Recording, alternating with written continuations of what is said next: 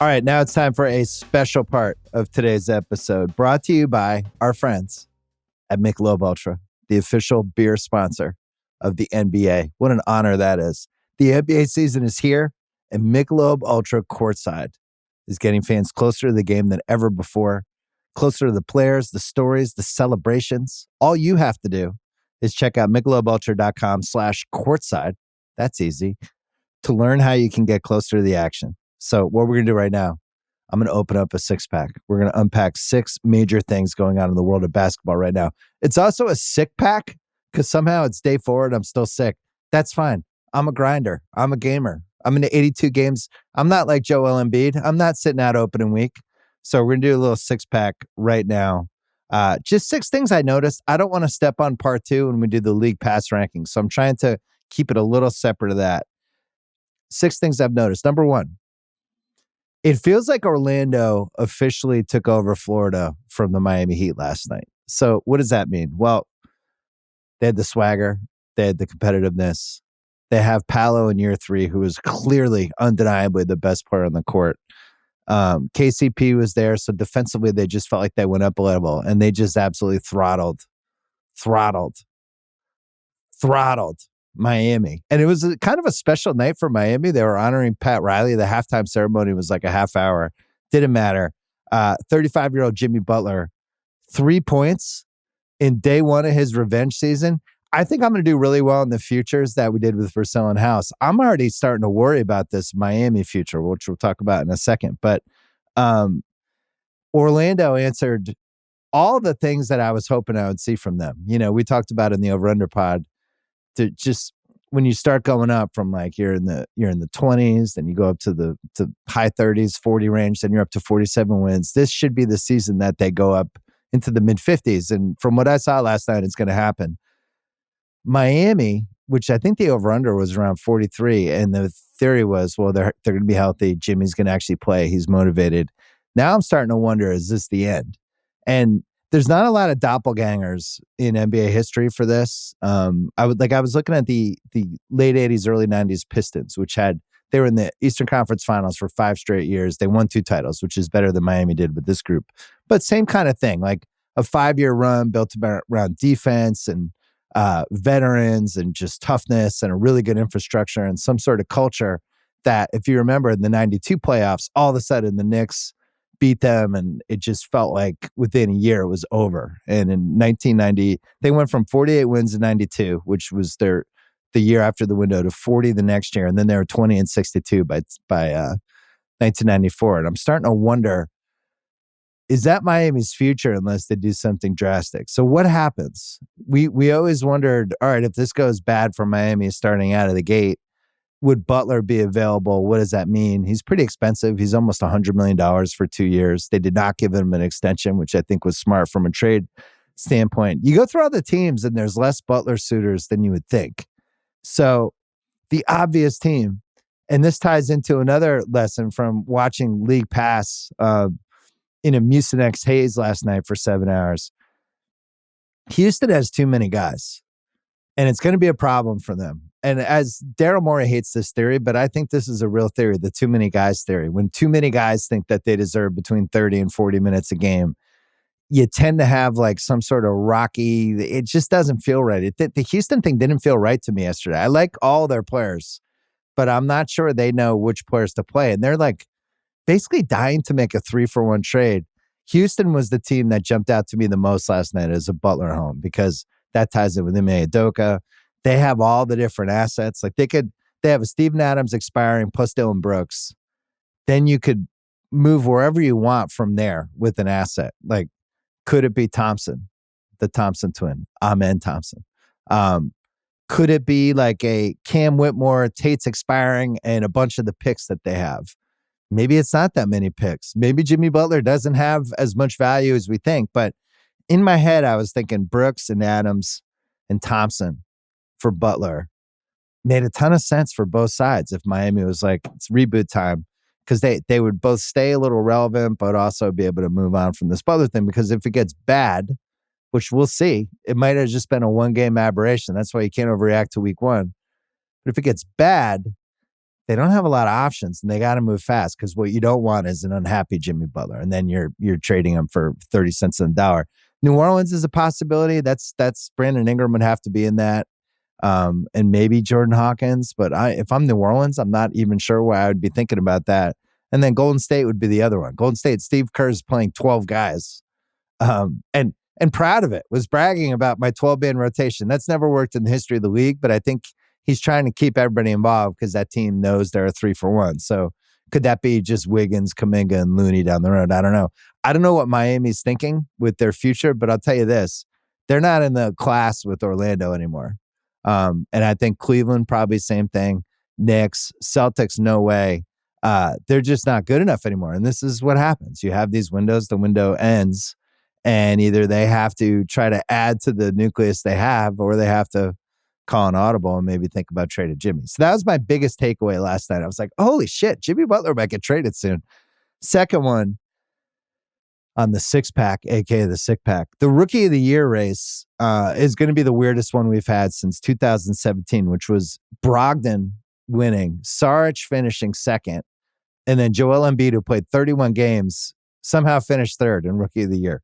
So that was the weirdest. 2013 was super weird. That was Michael Carter-Williams edging out Victor Oladipo and Trey Burke. And one of the Plumlees was fourth. I don't even remember which one, but you remember Michael Carter-Williams just kind of putting up decent stats on a terrible Sixers team. And none of us felt good about voting for him, but we didn't really have any other choice. And then 2001 was the other horrible one. That was Mike Miller, who I think averaged 11 points a game, won Rookie of the Year. Kenny Martin second, Mark Jackson third. Not Mark Jackson, the announcer. Mark Jackson with a C, the center, who was like 26 that season. So those are the three worst Rookie of the Year races that we've had. This one, Zach Edey is still the favorite at plus 290. If you watched him last night, listen, I'm not panicking. I'm keeping my Edey stock, but last night was a disaster. He just foul trouble immediately. He missed foul shots.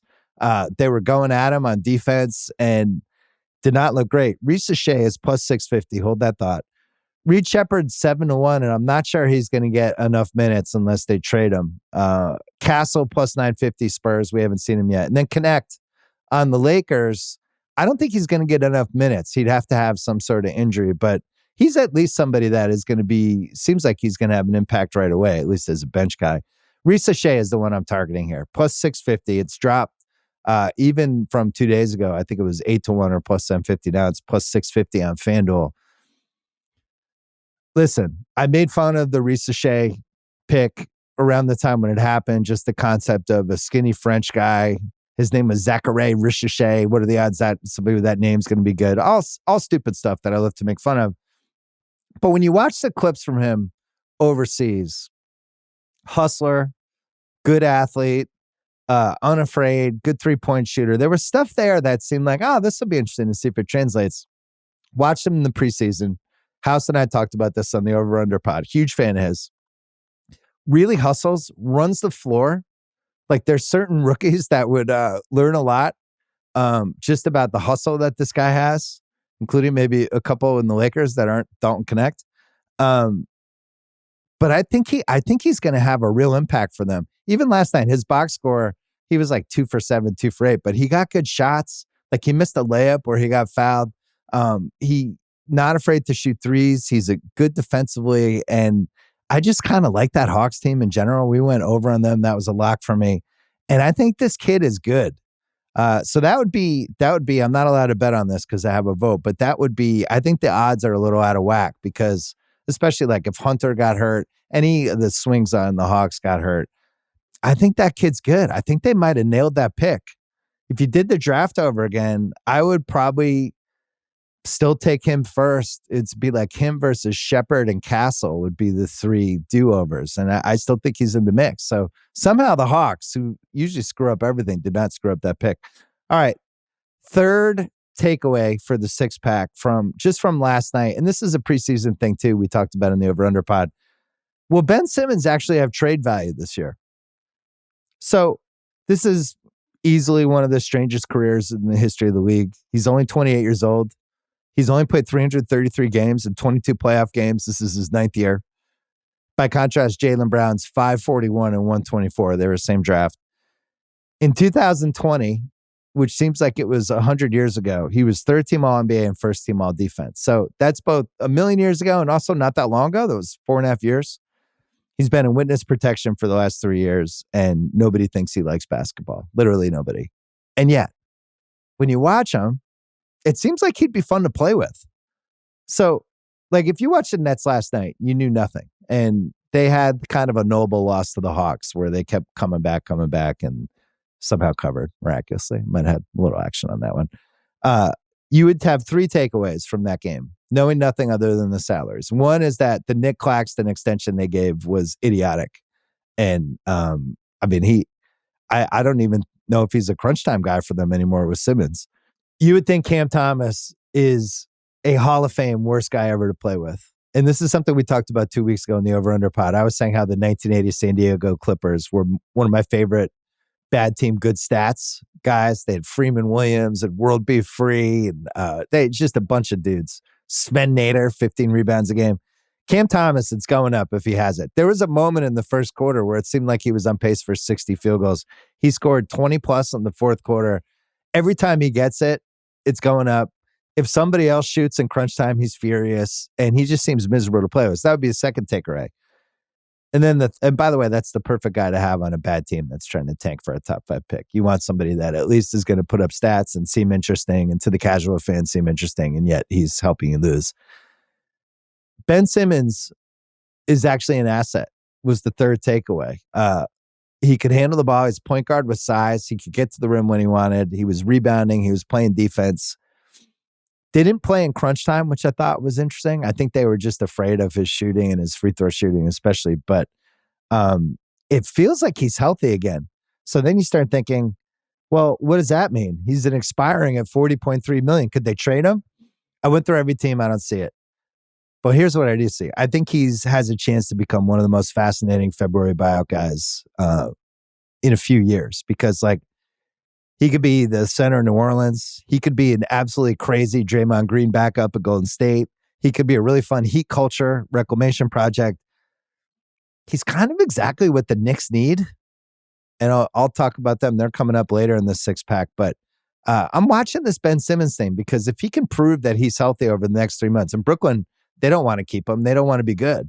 So either he's trade or he's a buyout guy. But I actually think he could have an impact on the playoff race, playing 18 to 20 minutes a game for a really good team. The guy's a good basketball player. Maybe he gives a shit now. We'll see. The fourth thing, this is a brief one, but ESPN built a lot of their coverage yesterday around the Intuit Dome, which is the new Steve Ballmer thing that opened up that I have not been to yet. It's very cool, apparently, a really cool basketball arena. ESPN played it up like we were sending the astronauts to the moon in 1969. And this is a recurring theme with TV networks, whether it's football, basketball, baseball. Viewers don't care about arenas and stadiums. They all look the same when you're watching them on TV. Maybe the ballparks outdoors look different, but when you're talking basketball, when you're talking football, they all look the same. And it's like, oh, Jerry World. Oh my God, look at that Jumbotron. I can't really tell unless I'm there. Same thing for the Clippers. They're blowing this up. Look at this wall. And then the game starts and it just looks like every other game I'm watching on League Pass. So I would urge everybody to settle down and maybe scale back the Steve Ballmer reaction shots from 700 million during a 2.5-hour game to maybe 10. Just a thought. All right, this is my superior take. Buckle up. Get ready. Jayson Tatum's MVP case. Oh, yeah. You heard me. He fixed the hitch. He had a hitch in his shot. His shot, something weird happened with his shot. It's almost like in golf, like Tiger would have those moments when all of a sudden his swing was a little messed up. It happens to golfers, happens to shooters. Might be happening to Mikal Bridges right now, but he fixed the hitch. And I just want to thank Steve Kerr, because I think Steve Kerr put a giant throbbing chip on his shoulder by not playing him in the Olympics. And by the way, Tatum didn't really deserve to play in the Olympics. As I mentioned on previous pods, his shot wasn't going in. They needed him to be a knockdown shooter.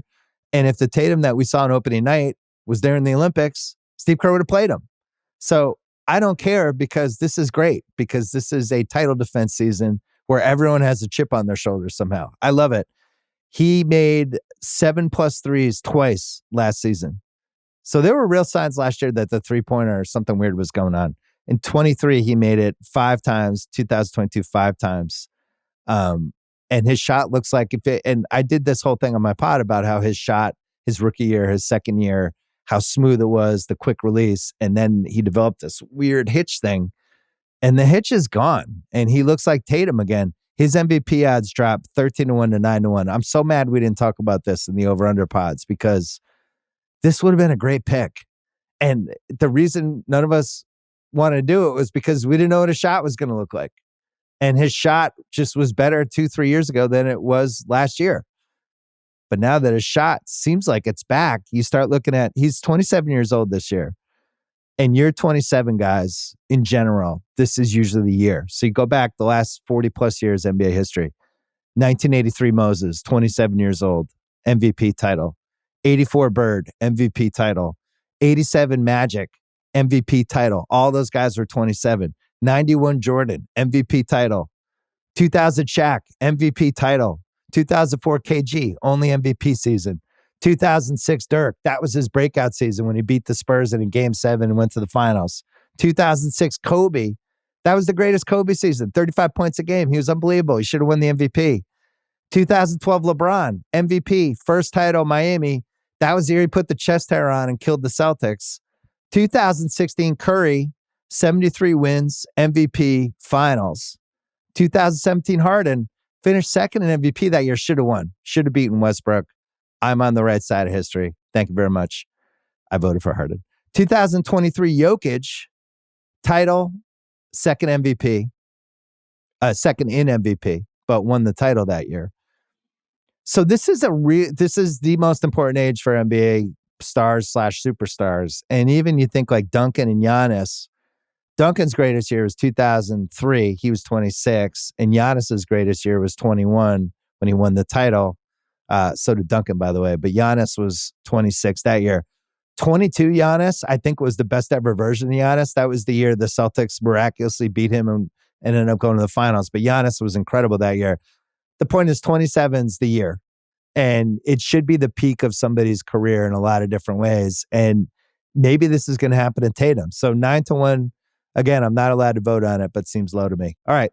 Last one for the 6-pack. So New York and Minnesota took big identity change swings with that Towns for Randall and DDP trade. And I thought it was fascinating watching both of them on Tuesday night because the Knicks just felt different from last year. A big piece of that is Hartenstein. They lost the offensive rebounding. They lost the defense. And they lost the playmaking. He was like a secondary playmaker for them. And so that had nothing to do with the trade because they'd already lost him to OKC, but they really missed that. And then, not having DiVincenzo with the Villanova 4, with the how well those 3 guys played together, plus with Bridges, the extra shooting, you felt that one too. And then conversely, with Minnesota, no Towns, the size that him and Gobert and Naz Reid and just how suffocating and overwhelming the 3 of those guys were as a 3-person combo, the spacing of the Towns threes, the physicality, it really felt like they missed that. Randall just looked horrible. The Randall Gobert minutes were really bad, and Randall, I didn't think he played that hard. It seemed like he really screwed up. It screwed up their spacing. Everything you felt kind of iffy about with that trade was on display for the first game. We'll say, I'm giving them 20 games. I want to see how they incorporate all this stuff, how they figure out the lineups. But so you had that, and then you had Bridges, who was the other big Knicks trade, and OG Anunoby and Tatum and Brown did whatever they wanted in that game. So you got those 2 guys. You're trying to build this team to defeat the Celtics, and the Celtics demolished them. And then the Randall piece, like I just didn't feel like Minnesota was better anyway. So how does this get fixed? Well, for the Knicks, they're going to have to get one more big guy at some point before February. Maybe it's just Mitchell Robinson coming back. I don't trust Mitchell Robinson to stay healthy, but maybe that's the answer. But they need defense and rebounding, and they need Bridges. They need more from him. They need him to figure out his shot. They really need playmaking from him, and you could see them trying to work him into stuff, but I've already had so much fun making fun of the Knick fan friends that I have about Bridges, the hitch in his shot.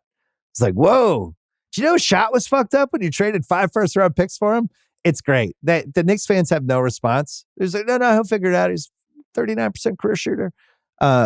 He had one good three in the Boston game where it's like, okay, maybe he'll figure it out. But they just need more from him. You give up that much for Bridges, he needs to be in the offense more. He needs to be a 40% three-point shooter. He just needs to feel more impactful than he did in game one. That's not rocket science, say that. But so Bridges is the guy to watch for that team. Then Minnesota, I'd like to see more Reed and Randall lineups and Reed and Gobert and less Towns and Gobert. I'd like to see them go smaller. And I want to watch whether Ant gets frustrated or not, because the spacing was weird. You could see him getting frustrated during the game. All of a sudden, Minnesota, such a feel-good story last year, 56 wins, and now seems like a work in progress. And what made them special last year, they just didn't seem that special. They seemed like a team that Anthony Davis was just running amok on. So I'm watching them, both of those teams, identities these first 20 games. Will they be able to find their 24-25 versions of them? So that's what we got for the six-pack. We'll cover the league pass rankings in part 2 of the podcast, but that was today's 6 major things. And remember, Michelob ULTRA Courtside gets you closer to the game than ever before. Check out MichelobUltra.com/courtside to learn how you can get closer to the action.